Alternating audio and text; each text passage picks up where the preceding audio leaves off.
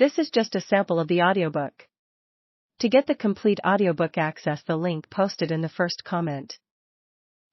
By the mid-70s, there were few places in the prison where Ray had much control other than the perimeter wall.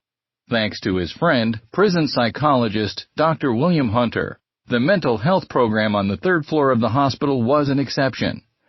The fear factor survived in this small corner of the prison. You had to be pretty bad to get up there because there wasn't very many slots, explained Associate Superintendent Freeman. That was Hunter's base of operation. He had the absolute worst people. Dick Morgan, a man with an excellent memory and a gift for storytelling, had been working at the penitentiary less than 4 months when a lieutenant told him to go up to the third floor of the hospital and keep an eye on things. Morgan recalled this unusual assignment, including what he and others said at the time. Custody wasn't allowed up there, explained Morgan. This was kind of an island that you just did not go to. You took inmates up to them, handed them through the gate, and then you weren't allowed on the floor. Morgan asked the lieutenant what he should do on the third floor. The lieutenant told him, "Look for swollen jaws, black eyes, bruises, anything that says something's going wrong in there." The real reason he was assigned there, according to Morgan, was because too many people had hung themselves with their hands tied behind their back up on the third floor. A lot of people died up there, but everybody just rolled their eyes, and the inmates, if you wanted to get an inmate to panic, all you had to do was tell them you're taking them to the third floor, because it was the solid belief that if they were going to the third floor, they had a good chance of dying.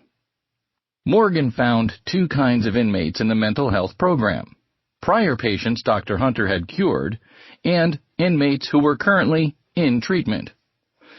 Civilian attendants carried the keys, but opened and closed the doors on the orders of the cured inmates.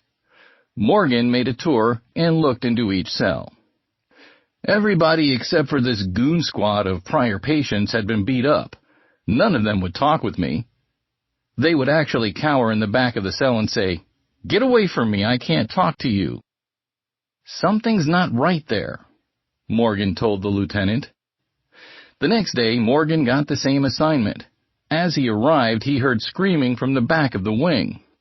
Gardy Sailors, a severely mentally ill inmate, was standing at rigid attention inside the cell, probably in a drug-induced stupor from too much antipsychotic medication. 3 inmates, all members of the goon squad Hunter left in charge, were standing by the bars. One was reaching inside and cutting Sailor's face with his fingernails. "You'd better get me away from him because I'm going to kill him," screamed Sailor's attacker. Morgan separated the men and got Sailors protected. Eventually, all the men were locked up. While Morgan was locking the men up, one of the inmates told him, "Don't go near Snook. He's going to try to kill you." Donald Snook was mad at Morgan for locking up the man who attacked Sailors, the inmate explained. A little while later, Morgan heard noise from Snook's cell. When he went to investigate, Snook said, "I've got some information for you." "So, spit it out," said Morgan. "Come here," said Snook. "I'm not getting any closer than this, Snook. What have you got to tell me?" Snook had torn up his guitar and had a guitar string strung tight between 2 big pens. "Come here, you son of a bitch," raged Snook. "I'm going to cut your head off, you punk."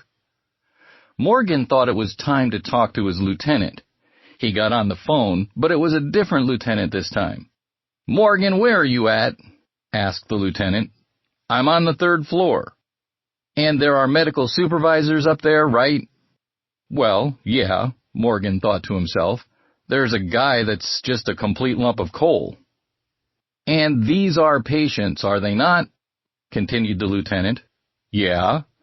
"And they're under a doctor's care, aren't they, Morgan?" "Yeah." "Then it's none of our goddamn business," said the lieutenant as he hung up. What do I do now, thought Morgan.